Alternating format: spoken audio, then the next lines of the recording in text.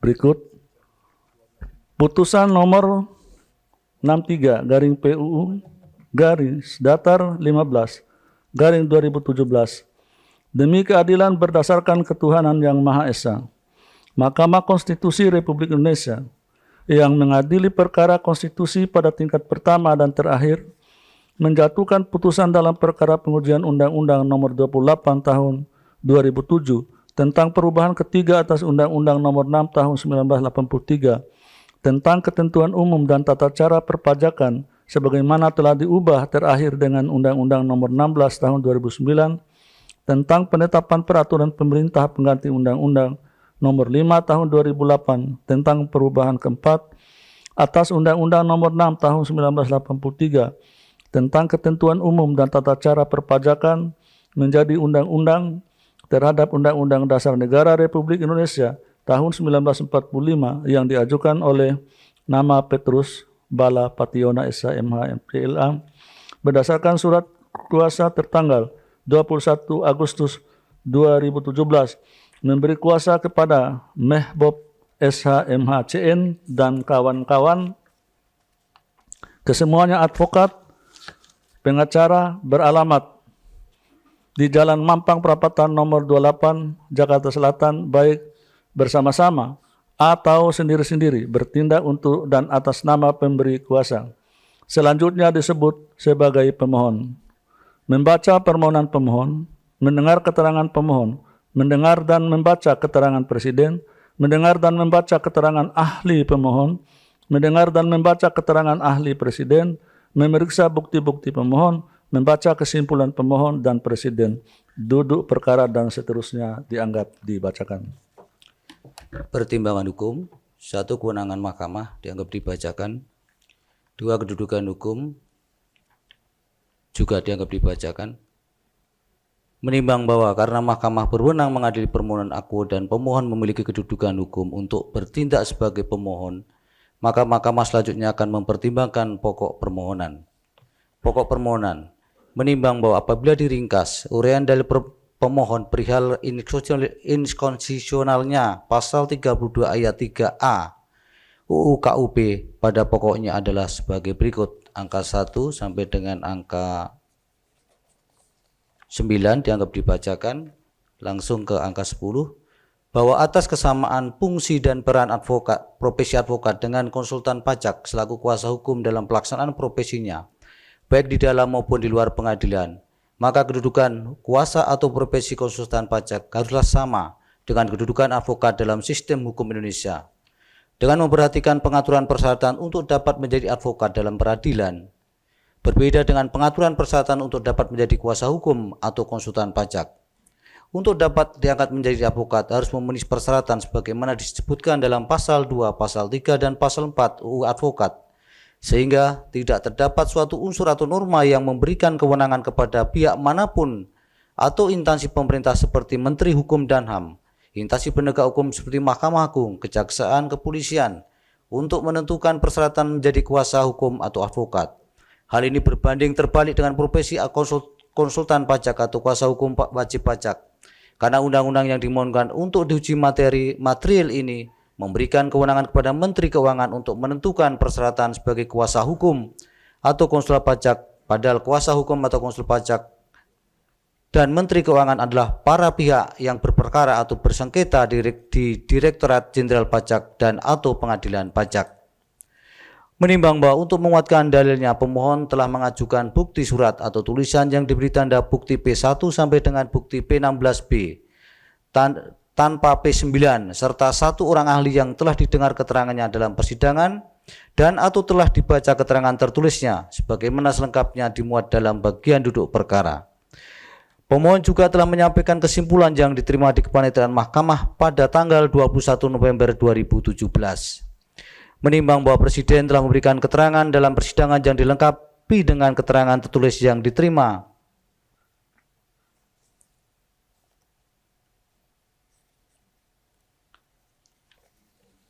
di kepanitiaan pada tanggal 16 Oktober 2017 serta 3 orang ahli yang telah didengar keterangannya dalam persidangan dan atau telah dibaca keterangan tertulisnya sebagaimana selengkapnya dimuat dalam bagian duduk perkara Presiden dalam duduk perkara.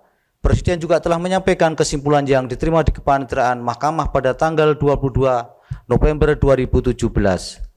Menimbang bahwa setelah membaca dengan cermat permohonan pemohon dan keterangan pemohon dalam persidangan, serta memeriksa bukti-bukti yang diajukan terhadap dalil pemohon tersebut, Mahkamah mempertimbangkan sebagai berikut. Bahwa pemohon dalam permohonannya tidak secara spesifik memberikan argumentasi tentang pertentangan norma yang termuat dalam pasal 32 ayat 3A UU KUP dengan Undang-Undang Dasar 1945. Pemohon hanya menguraikan secara panjang lebar mengenai hak wajib pajak untuk menunjuk kuasa serta kaitannya dengan profesi pemohon sebagai advokat yang oleh Undang-Undang Advokat diberi kewenangan untuk memberi bantuan hukum, termasuk menjadi kuasa dalam sengketa perpajakan. Pemohon hanya secara sumir mendalilkan bahwa pasal 32 ayat 3A UU KUP yang dijabarkan dengan PMK 229/2014 bertentangan dengan pasal 27 ayat 1 dan ayat 2 serta pasal 28D ayat 1 dan ayat 2 Undang-Undang Dasar 1945. Tidak memberikan argumentasi yang secara spesifik berkenaan dengan dalil ini. Dalam kurung perbaikan permohonan halaman 12. Dengan memperhatikan secara seksama uraian pemohon, tampak jelas bahwa yang menjadi pokok keberatan pemohon sesungguhnya adalah keberadaan dan keberlakuan PMK 229/2015 yang merupakan delegasi pasal 32 ayat 3A UU KUP yang telah menyebabkan pemohon ditolak menjadi kuasa wajib pajak oleh petugas kantor pelayanan pajak Bantul pada pemohon, padahal pemohon telah memiliki sertifikat brevet AB atas AB. Atas dasar itu, pemohon kemudian tiba pada penilaian bahwa Menteri Keuangan memiliki kewenangan absolut sehingga seolah-olah berada di atas kedaulatan rakyat. Lagi pula, pemohon sendiri menyatakan dalam permohonannya bahwa ada pihak lain yang bukan konsultan pajak namun dapat mengurus masalah-masalah pajak. Bida perbaikan permohonan halaman 21, sehingga memberi kesan bahwa dalil-dalil yang dikemukakan oleh pemohon adalah persoalan penerapan undang-undang.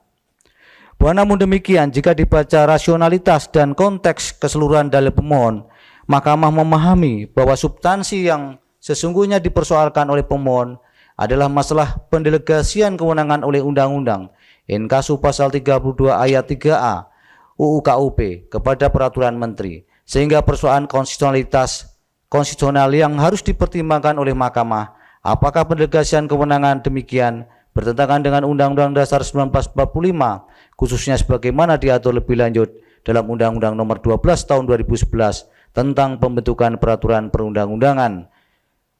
Terhadap persoalan konstitusional tersebut, Mahkamah selanjutnya mempertimbangkan sebagai berikut. 1. Bahwa dalam menjalankan negara diperlukan pemerintahan yang berdaulat dan memiliki kewenangan secara hukum. Kewenangan harus dilandasi oleh ketentuan hukum yang ada atau konstitusi, sehingga kewenangan tersebut merupakan kewenangan yang sah. Dengan demikian, pejabat atau organ dalam mengeluarkan keputusan adalah diturunkan oleh kewenangan, diulangi dari kewenangan tersebut. Sumber kewenangan dapat diperoleh dengan cara atribusi, delegasi, dan mandat. Kewenangan organ atau institusi pemerintah adalah suatu kewenangan yang dikuatkan oleh hukum positif guna mengatur dan mempertahankannya. Tanpa kewenangan tidak dapat dikeluarkan suatu keputusan yuridis yang benar. 2. Bahwa sebagaimana disinggung pada angka 1 di atas, salah satu sumber kewenangan adalah diperoleh dari pendelegasian kewenangan perundang-undangan, delegative Wetgeving Funghet, yaitu pendelegasian kewenangan berbentuk peraturan perundang-undangan dan peraturan perundangan yang lebih tinggi kepada peraturan perundang-undangan yang lebih rendah. Pendelegasian demikian dibutuhkan karena walaupun dalam pembentukan peraturan perundang-undangan diharapkan dapat dirumuskan ketentuan-ketentuan yang dapat langsung menyelesaikan permasalahan, namun demikian acap kali diperlukan adanya pelimpahan pendelegasian peraturan perundang-undangan. Hal itu disebabkan peraturan yang lebih tinggi biasanya hanya mengatur ketentuan yang sangat umum atau garis besar, sehingga pengaturan yang lebih konkret didelegasikan kepada peraturan yang lebih rendah secara berjenjang sesuai hierarkinya. Pendelegasian suatu peraturan perundang-undangan pada dasarnya dilakukan secara berjenjang sesuai dengan hierarki yang berlaku, misalnya dari undang-undang ke peraturan pemerintah atau dari peraturan pemerintah ke peraturan presiden Pendelegasian undang-undang ke peraturan menteri seharusnya tidak terjadi dalam sistem pemerintahan yang bersifat presidensial. Oleh karena pendelegasian tersebut meloncati dua peraturan perundang-undangan, yaitu peraturan pemerintah dan peraturan presiden. Hal-hal yang diatur dalam undang-undang secara konstitusional seharusnya didelegasikan ke peraturan pemerintah sesuai dengan pasal 5 ayat 2 Undang-Undang Dasar 1945 yang menyatakan Presiden menetapkan peraturan pemerintah untuk menjalankan undang-undang sebagaimana mestinya. Namun masalah pendelegasian tersebut diatur secara agak berbeda dalam Undang-Undang 12 2011 yang berlaku saat ini. Sebagaimana tertuang dalam lampiran 2 khususnya pedoman angka 198 sampai dengan angka 216 Undang-Undang 12 2011. Pedoman angka 211 lampiran 2 Romawi Undang-Undang 12 2011 menyatakan pendelegasian kewenangan mengatur dari undang-undang kepada menteri, pemimpin lembaga pemerintah non-kementerian atau pejabat yang setingkat dengan menteri dibatasi untuk peraturan yang bersifat teknis administratif. Dengan demikian, terlepas dari persoalan apakah secara doktriner dalam sistem pemerintahan presidensil dapat dibenarkan adanya pendelegasian kewenangan mengatur langsung dari undang-undang kepada peraturan menteri, menurut hukum positif yang berlaku pada saat ini, inkasu Undang-Undang 12 2011, pendelegasian kewenangan demikian dimungkinkan sepanjang hal itu berkenaan dengan pengaturan yang bersifat teknis administratif. Dengan kata lain, secara kontrario, pendelegasian kewenangan dari undang-undang langsung kepada peraturan menteri tidak dibenarkan jika materi muatannya berkenaan dengan hal-hal yang menurut hierarki peraturan perundang-undangan bukan merupakan materi muatan peraturan menteri. 3. Bahwa substansi yang diatur dalam Undang-Undang 12 2011 terkait dengan pendelegasian kewenangan merupakan bagian dari sistem peraturan perundang-undangan Indonesia yang harus selalu menjadi acuan. Kepatuhan terhadap sistem peraturan perundang-undangan dimaksud merupakan bagian dari upaya untuk memastikan bahwa setiap norma yang dibentuk memberikan jaminan kepastian hukum yang adil bagi setiap warga negara yang dikenai aturan dimaksud. Dalam konteks ini, untuk menilai keabsahan pendelegasian wewenang dari undang-undang kepada peraturan perundang-undangan lainnya, maka sistem pendelegasian kewenangan yang terdapat dalam Undang-Undang 12 2011 tidak dapat dikesampingkan, dalam arti tidak dipertimbangkan sepanjang norma yang relevan yang termuat di dalamnya tidak dimohonkan pengujian. 4. Bahwa pada saat yang sama pembatasan delegasi kewenangan dari undang-undang kepada menteri juga berhubungan dengan materi muatan undang-undang ditentukan secara eksplisit dalam Undang-Undang 12 2011. Dalam kaitan ini terhadap hal-hal yang terkait dengan pengaturan lebih lanjut dari ketentuan Undang-Undang Dasar 1945 yang merupakan pengakuan, penghormatan, pembatasan, pengurangan atau pencabutan hak-hak tertentu dari warga negara harus diatur dalam undang-undang. Karena itu, hanya hal-hal yang bersifat teknis administratif dari pengakuan, penghormatan, pembatasan, pengurangan, pencabutan atau perluasan hak-hak itu saja yang dapat didelegasikan pengaturannya kepada menteri atau pejabat setingkat menteri. Dalam arti demikian, hal-hal yang bersifat pembatasan hak dan kewajiban yang belum diatur dalam undang-undang tidak dapat didelegasikan melalui sebuah peraturan menteri sebagaimana peraturan pelaksana atau peraturan teknis. 5. Bahwa dalam kaitan dengan delegasi kewenangan dari Undang-Undang KUP kepada menteri, dalam permohonan aku, keberadaan norma tersebut berhubungan dengan sejarah dan semangat perumusan pasal 32 ayat 3 Undang-Undang Nomor 6 Tahun 1983 tentang Ketentuan Umum dan Tata Cara Perpajakan atau Undang UU 6 1983. Melalui ketentuan tersebut, pembentuk undang-undang sesungguhnya membuka ruang bagi setiap orang atau badan hukum wajib pajak untuk dikuasakan oleh seorang kuasa dalam menjalankan hak dan kewajiban perpajakannya. Pada saat pertama kali dirumuskan dan dimuat dalam UU 6 1983 dalam pasal 32 ayat 3 dinyatakan bahwa orang atau badan dapat menunjuk seorang kuasa dengan surat kuasa khusus untuk menjalankan hak dan memenuhi kewajiban menurut ketentuan peraturan perundang-undangan perpajakan. Dalam penjelasan ketentuan tersebut diterangkan bahwa norma dimaksud adalah untuk memberikan kelonggaran dari kesempatan bagi wajib pajak untuk minta bantuan orang lain yang memahami masalah perpajakan sebagai kuasanya untuk dan atas namanya membantu melaksanakan hak dan kewajiban perpajakan wajib pajak. Bantuan tersebut meliputi pelaksanaan kewajiban formal dan material serta pemenuhan hak dan hak wajib pajak yang ditentukan dalam Undang-Undang Perpajakan.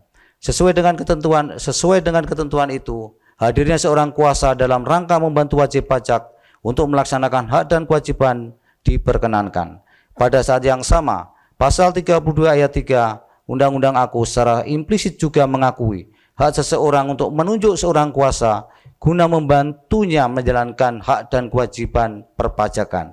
Hanya saja, orang yang bertindak sebagai kuasa tersebut disyaratkan haruslah orang yang memahami masalah perpajakan. Pada saat Undang-Undang 6/1983 diubah dengan Undang-Undang Nomor 9 tahun 1994 tentang perubahan atas Undang-Undang 6/1983 tentang ketentuan umum dan tata cara perpajakan atau UU 1994, norma pasal 32 ayat 3 UU 1994 juga ikut diubah, namun substansi yang dimuat di dalamnya tetap sama dengan substansi yang terdapat dalam UU 6/1983, di mana hak dan kesempatan wajib pajak untuk didampingi kuasanya tetap diakui.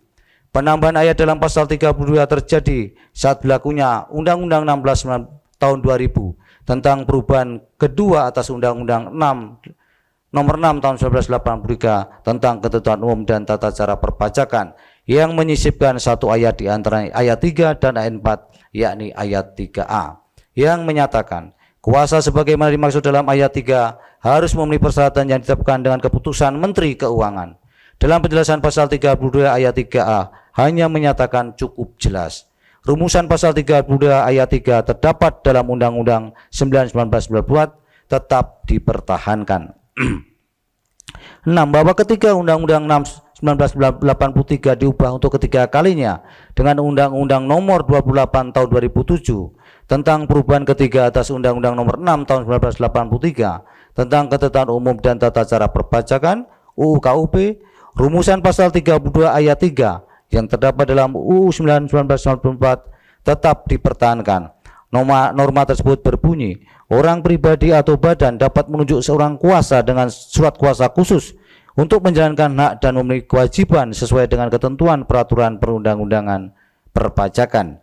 Dalam penjelasan pasal 32 ayat 3 UU KUP diterangkan kembali mengenai bentuk bantuan yang dapat diberikan dan siapa yang dimaksud dengan kuasa, di mana orang yang dapat menjadi kuasa dalam pelaksanaan hak dan kewajiban perpajakan adalah setiap orang yang memahami masalah perpajakan. Undang-undang AKU hanya sebatas mengatur syarat umum dari seorang kuasa wajib pajak, yaitu orang yang memahami masalah perpajakan. Dalam hal ini, undang-undang tidak mengatur lebih jauh kriteria yang dapat bertindak sebagai kuasa.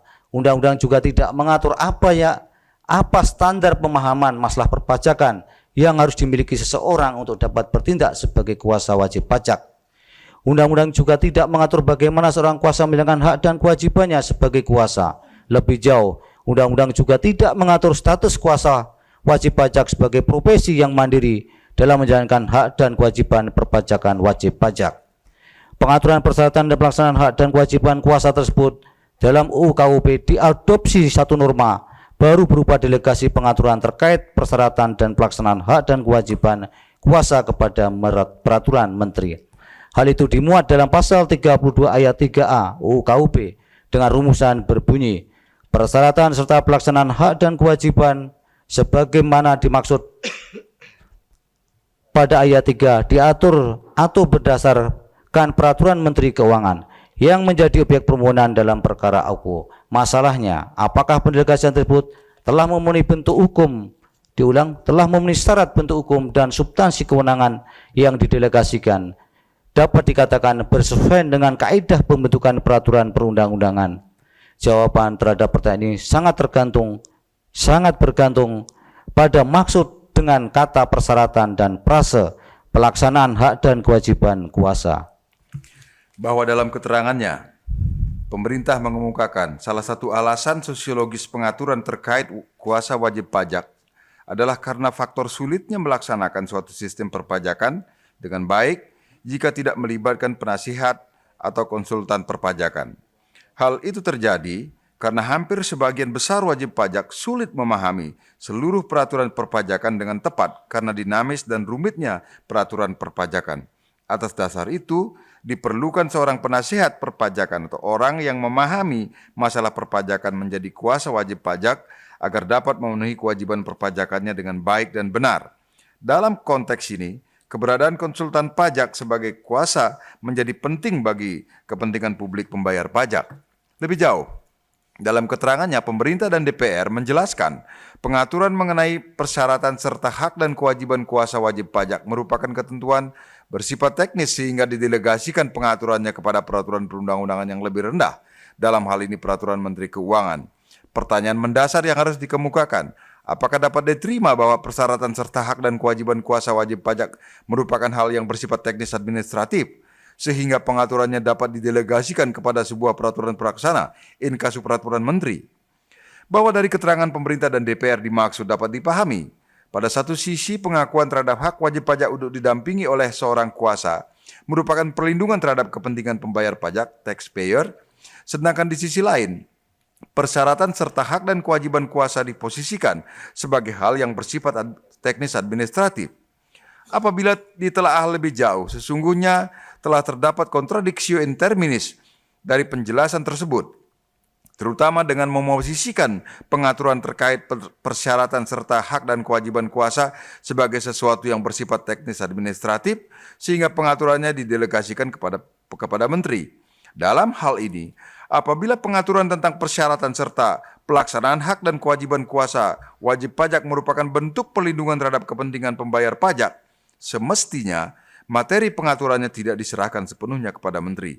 Sebab menteri merupakan pihak yang melaksanakan undang-undang perpajakan yang dalam praktik sangat mungkin berhadapan dalam tanda petik dengan wajib pajak dan atau kuasa wajib pajak.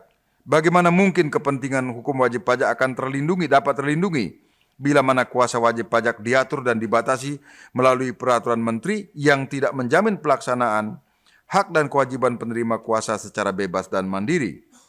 9. Bahwa selanjutnya dibentuknya Undang-Undang UU KUP merupakan perintah Undang-Undang Dasar 1945, di mana dalam pasal 23A UUD 1945 dinyatakan bahwa pajak dan pungutan lain yang bersifat memaksa untuk kepentingan negara diatur dengan undang-undang. Dalam konteks itu, UU KUP mengatur hal-hal yang bersifat memaksa bagi warga negara yang memenuhi syarat, dalam hal ini pajak.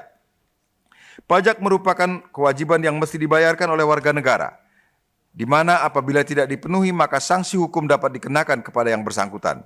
Sekalipun pajak merupakan sesuatu yang bersifat memaksa, di mana negara melalui Kementerian Keuangan dapat memaksa agar warga negara negara memenuhi kewajibannya, namun sifat memaksa tidak serta-merta menghilangkan hak warga negara untuk mendapatkan kepastian hukum, kejelasan proses pemungutan pajak, dan hak untuk dikuasakan atau didampingi oleh orang yang memahami perpajakan dalam melaksanakan hak dan kewajibannya sebagai wajib pajak. Hak untuk didampingi oleh orang yang memahami masalah perpajakan merupakan salah satu sarana bagi wajib pajak untuk dapat melaksanakan kewajiban dan hak perpajakannya sesuai dengan peraturan perundang-undangan yang berlaku dan terhindar dari potensi penyalahgunaan wewenang. Kata itu tolong N-nya tertukar. Potensi. Hak tersebut akan betul-betul dapat dilindungi apabila orang atau pihak yang menjadi kuasa untuk mewakili atau mendampingi wajib pajak adalah orang yang bebas dan mandiri dalam menjalankan profesinya sebagai kuasa wajib pajak, bukan orang yang berada di bawah tekanan atau dalam posisi tidak dapat menjalankan kewajibannya sebagai kuasa. Bahwa oleh karena kewajiban membayar pajak tidak menghilangkan hak wajib pajak untuk dapat dikuasakan atau didampingi oleh orang yang memahami masalah perpajakan, maka pengaturan mengenai kuasa wajib pajak haruslah dapat menjamin bahwa yang bertindak sebagai kuasa adalah orang yang memahami perpajakan dan dapat menjalankan hak dan kewajibannya sebagai kuasa wajib pajak. Demi untuk menjamin hak dan kewajiban wajib pajak terlaksana secara baik dan dikuasakan kepada atau didampingi oleh kuasa yang menjalankan hak dan kewajibannya sebagai kuasa wajib pajak, maka hal-hal yang berhubungan dengan persyaratan serta pelaksanaan hak dan kewajiban kuasa wajib pajak tidak dapat diposisikan hanya sekadar hal yang bersifat teknis administratif. Persyaratan serta hak dan kewajiban kuasa wajib pajak berhubungan dengan pelaksanaan hak dan kewajiban wajib pajak, Terlaksana atau tidaknya hak dan kewajiban sesuai dengan aturan serta adanya kepastian hukum yang adil bagi wajib pajak dalam melaksanakan hak dan kewajibannya akan sangat bergantung pada bagaimana pengaturan terkait dengan hak dan hak wajib pajak untuk dikuasakan kepada atau didampingi oleh kuasanya. Oleh karena itu, hal tersebut bukanlah sesuatu yang bersifat teknis administratif, melainkan lebih bersifat substantif karena berhubungan dengan pembatasan hak seseorang dalam melaksanakan hak dan kewajiban perpajakannya, sehingga seharusnya materi tersebut diatur dalam undang-undang. Dalam hal ini, undang-undang harus mengatur secara jelas mengenai persyaratan bagi orang yang akan bertindak sebagai kuasa wajib pajak, baik syarat administratif maupun syarat kompetensi. Pada saat yang sama, undang-undang juga harus mengatur dan menjamin bahwa kuasa wajib pajak harus dapat menjalankan hak dan kewajibannya secara bebas dan mandiri. Pengaturan tersebut akan menjadi instrumen hukum untuk melindungi dan menjamin bahwa hak dan kewajiban wajib pajak dapat dilaksanakan sesuai dengan ketentuan peraturan perundang-undangan dan terhindar dari kemungkinan adanya tindakan sewenang-wenang dan ketidakpastian hukum. Menimbang bahwa pertimbangan mahkamah yang bertumpu pada Undang-Undang 12 2011 sebagaimana diutarakan pada paragraf 3.10 di atas adalah dikarenakan undang-undang itulah yang memuat pengaturan lebih lanjut tentang pendelegasian kewenangan mengatur dari peraturan perundang-undangan dan tidak menjadi objek permohonan akuo. Sehingga sesuai dengan prinsip presumption of constitutionality yang berlaku dalam pengujian konstitusionalitas undang-undang dan prinsip bahwa hakim atau pengadilan adalah zitende magistratur, maka Undang-Undang Nomor 12 Tahun 2011 khususnya lampiran 2 pedoman angka 198 sampai dengan angka 216 harus dianggap konstitusional sampai terbukti bertentangan dengan Undang-Undang Dasar 1945 melalui putusan Mahkamah Konstitusi yang dijatuhkan atas dasar adanya permohonan untuk itu.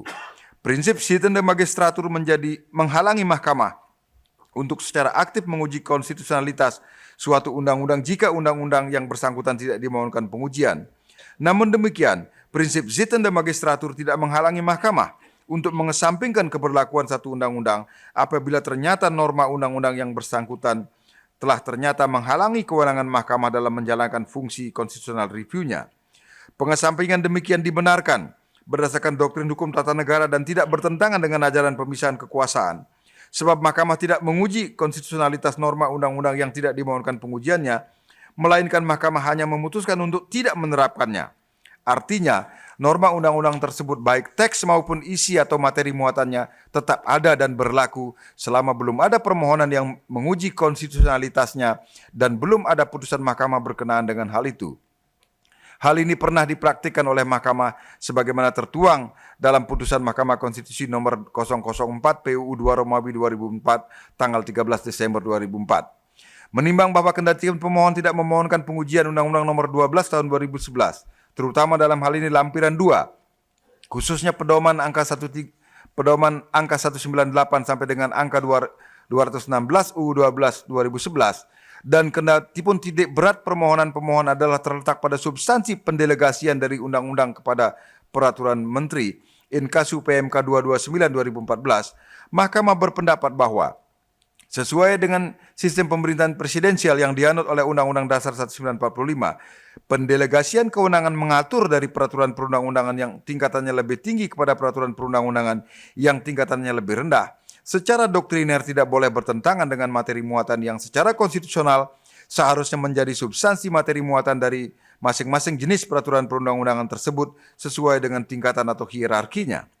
Dengan demikian dalam konteks permohonan akuo, sesuai dengan pertimbangan pada subparagraf 3.10.2 di atas, tanpa perlu mengesampingkan keberlakuan lampiran 2 khususnya pedoman angka 198 sampai dengan angka 216 UU 12 2011 dan tanpa harus menilai kasus konkret yang dialami pemohon, khususnya berkenaan dengan pemberlakuan PMK 229/2014, mahkamah berpendapat bahwa memang terdapat kebutuhan untuk mengatur lebih tegas pendelegasian wewenang teknis administratif pelaksanaan hak dan kewajiban kuasa sebagaimana dimaksud dalam pasal 32 ayat 3A UU KUP kepada Menteri Keuangan. Sesuai dengan sifatnya sebagai delegasi yang bersifat teknis administratif, maka di satu pihak, Pengaturan demikian tidak boleh mengandung materi muatan yang merugikan hak wajib pajak dalam memberi kuasa kepada pihak manapun yang dinilainya mampu memperjuangkan hak-haknya sebagai wajib pajak dan menurut undang-undang absah untuk menerima kuasa demikian, serta di lain pihak tidak menghambat atau mengurangi kewenangan negara untuk memungut pajak yang diturunkan dari Undang-Undang Dasar 1945. Pendelegasian kewenangan mengatur yang bersifat teknis administratif bukan dimaksudkan untuk memberikan kewenangan yang lebih, over capacity of power, kepada Menteri Keuangan, melainkan hanya untuk mengatur lebih lanjut mengenai syarat dan tata cara pelaksanaan kuasa. Artinya, pengaturan itu tidak boleh berisikan materi muatan yang seharusnya merupakan materi muatan peraturan yang lebih tinggi, lebih-lebih materi muatan undang-undang. Oleh karena itu, ada atau tidak ada kasus konkret sebagaimana dialami pemohon, pendelegasian kewenangan mengenai syarat dan tata cara pelaksanaan kuasa sebagaimana diatur dalam pasal 32 ayat 3A UU KUP hanya dapat dinyatakan konstitusional jika materi muatannya semata-mata bersifat teknis administratif. Menimbang bahwa berdasarkan seluruh pertimbangan di atas, telah ternyata bahwa dalil pemohon mengenai inkonstitusionalitas materi muatan pasal 32 ayat 3A Undang-Undang KUP adalah beralasan menurut hukum untuk sebagian, yaitu sepanjang frase pelaksanaan hak dan kewajiban kuasa dalam pasal 32 ayat 3A UU KUP tidak dimaknai hanya berkenaan dengan hal-hal yang bersifat teknis administratif dan bukan pembatasan dan atau perluasan hak dan kewajiban.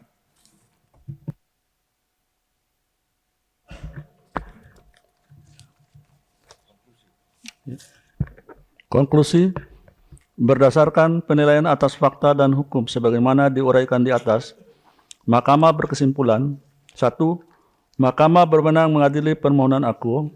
2. Pemohon memiliki kedudukan hukum untuk mengajukan permohonan aku. 3. Pokok permohonan beralasan menurut hukum untuk sebagian.